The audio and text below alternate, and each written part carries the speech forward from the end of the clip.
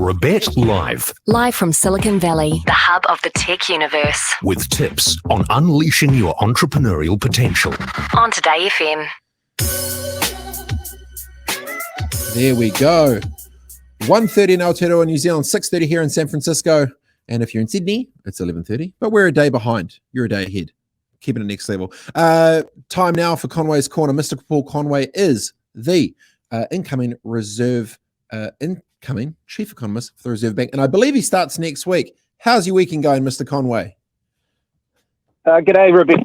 Excellent. Thanks. Had a great weekend in Mangawhai Heads, up in Northland, Pītai there.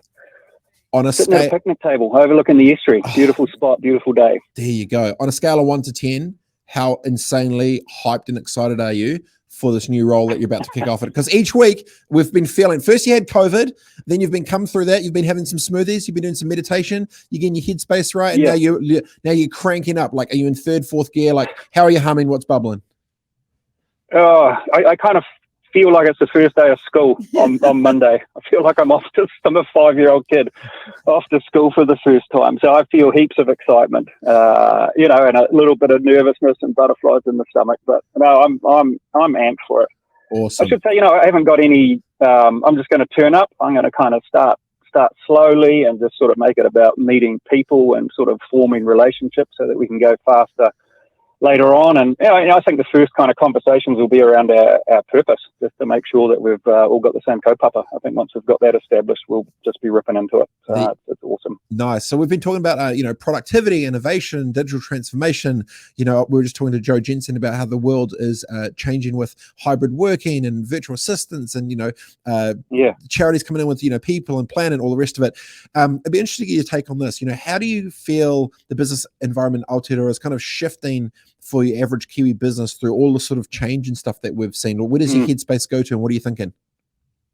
Yeah, well, I was just listening to that last interview with the virtual assistant with Joe, and I don't know, it just brought it home to me that the business environment in New Zealand is changing massively, and and likewise globally. But let's focus on Aotearoa, New Zealand, and I think part of the reason there, like pandemics, historically, they tend to accentuate trends that were already underway in society.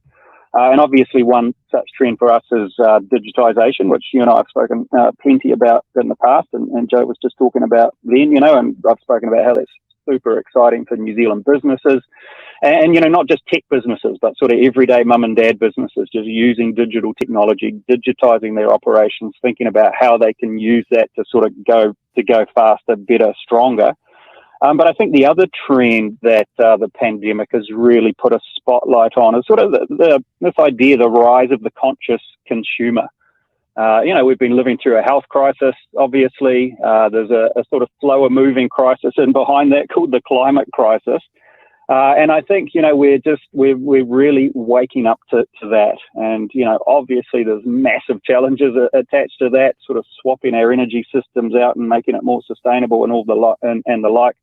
But I think there's also heaps of opportunity for Kiwi businesses in all of that. So, I know we've got some massive challenges on the sort of near horizon, including at the central bank to get inflation back in the box and sort of engineer a soft landing for the economy.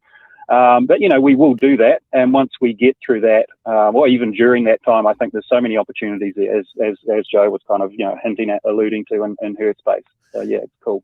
Into it. The part there which I always find insightful is, when all of this change happens and everyone sort of freaks out and there's these challenges all over the show, it's interesting what headspace certain leaders have to think of this as an amazing opportunity for us to do things different, better, faster, more efficient, and grow.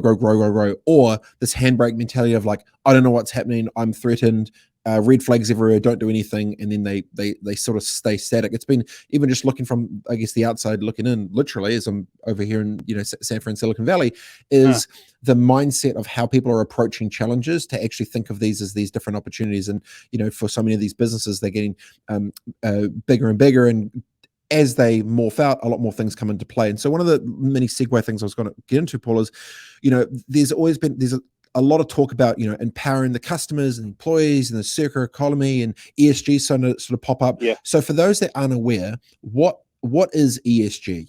When corporates and business are talking about it, what is it? ESG.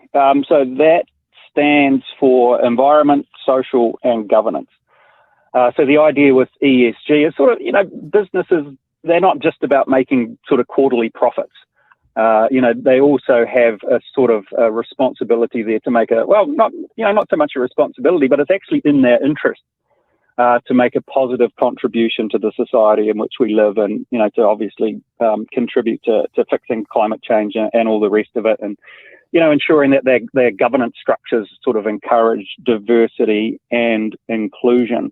It's sort of that idea of the triple bottom line. And I know a lot of people sort of think that businesses should only be focused on profits. But what's happening now, I'm seeing more and more evidence that businesses that do have a really strong ESG focus, being focused on creating a better society and looking after the environment and the like, is actually good for the bottom line. So I was doing a bit of work at BNZ before leaving there on the agricultural sector, and I read a survey that 80% of American consumers will change their spending habits if they think it's good for the environment. So that's sort of another way of saying that consumers more and more sort of gravitating to these firms that do have very strong ESG credentials. So it's sort of, doing well by doing good, or who cares wins sort of thing. And again, Robett, I just think that New Zealand businesses, I think our agricultural sector, we're in a prime position to benefit from the increasing importance of ESG. Well, on the back of that, if they're talking about these environmental and social and these governance side of things, and crafting it in a way that's better for the planet and for people and the rest of it, if you're saying 80% of the people would potentially change their habits based on that one thing, I'm imagining at the boardroom tables at a whole bunch of these big organizations, they're then going, okay, this is an amazing marketing opportunity, because actually, if we reverse engineer what they're actually wanting and build that into it, the long tail effect of this could be possibly 80% new customers in the market for what we're doing if we do this thing right. Do you think mentally they're almost shifting into thinking of this as an asset, not necessarily a liability or a tick the box thing, but generally going, if we really do this well, it's actually going to make us a bigger and better business, right?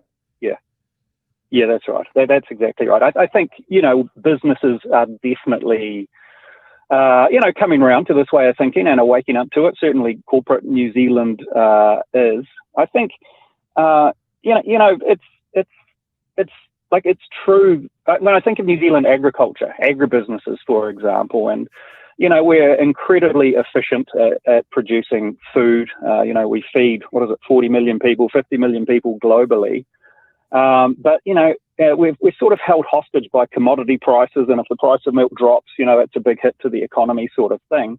But actually, businesses that focus on ESG, it's not sort of selling into the market at the sort of lowest common denominator and being the cheapest sort of person there.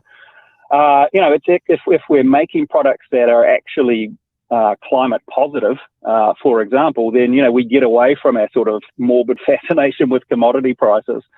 Because we're creating premium products and we're selling them into markets at a price premium. So, a focus on ESG, again, getting back to that point, is very much value creation. It's about long run value creation. It may not pay off straight away. It takes investment and the like, but down the track, there's clear advantages from a strong ESG focus. Not to mention, Robett, safeguarding the future of humanity and the planet, and all of that. Yeah, and all of that, and all of that. I mean, all these things sound awesome, but if you're practically, for New Zealand businesses that are listening and learning, and if potentially this has been the first time they maybe have heard of ESG and the potential consequences for business, how do you think we can make the most of these changes? How do we do it? How do we where to from here? What do you think happens?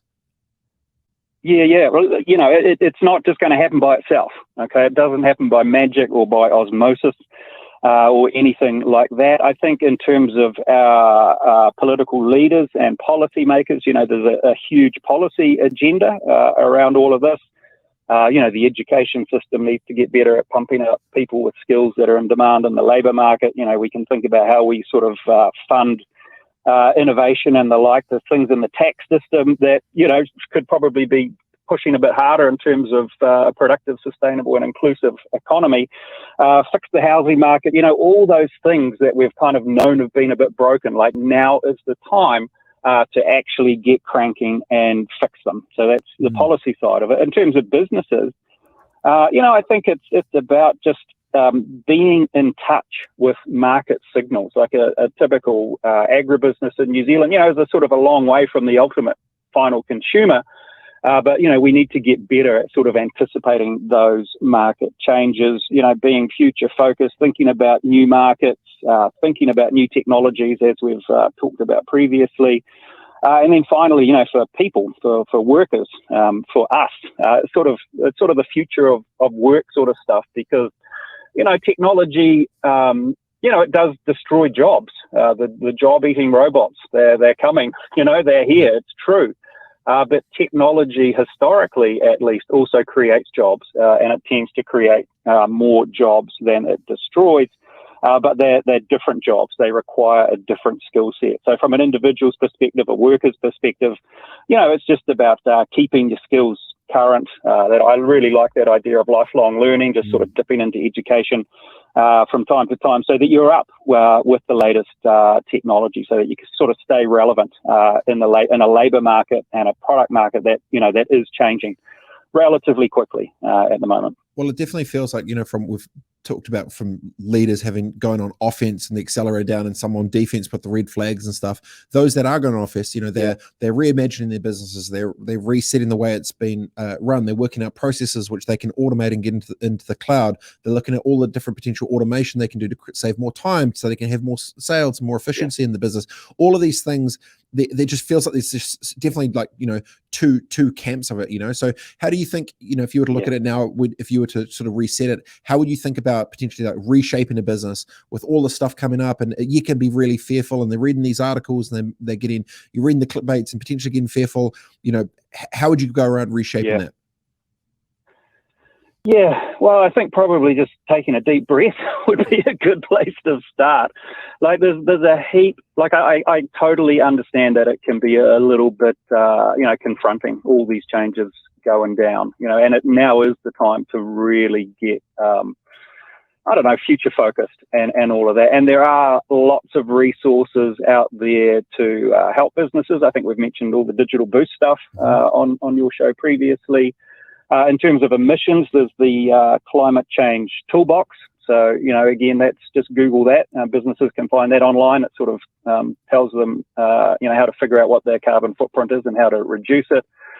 In the agricultural space, there's aotearoa, which is again about agribusinesses knowing their number and getting some good practical advice on how to fix it. And just start. Just start with something like that. And the other aspect of it, Robett, is, we need to get better, in my opinion, at sort of telling these stories. Like, I really like that idea of provenance, like, again, sort of focusing on the agribusiness side of it. That idea of from the paddock to the plate. It's really helps us sort of be open to those market signals that are changing, and really just putting Aotearoa on a pedestal. We're good at this stuff. It's part of our DNA. It's how we think in this part of the world, fortunately. So we really can stand up and stand tall and stand proud globally and lead the way, in my opinion, in plenty of this stuff. So again, exciting times. If not, fully understanding, but scary at the same time. Change is difficult, that's for sure. I always like it and enjoy our chats, and I'm excited. The way you spoke today, Paul, I can just see you smack up the Reserve Bank. Next thing you know, next minute, politics. Who knows? I'm not. You don't need to answer now. You don't need to answer, but I'm just I know. Stay away. Hey, enjoy the rest of your Saturday, brother. Much love, and thanks for joining us again. Awesome. Yeah, thanks, mate, and to you, mate. Cheers, Robett. Catch you next week. Rock and roll. Mr. Paul Conway, incoming Chief Economist of the Reserve Bank of New Zealand. This is Robett Live episode 308 on Today FM.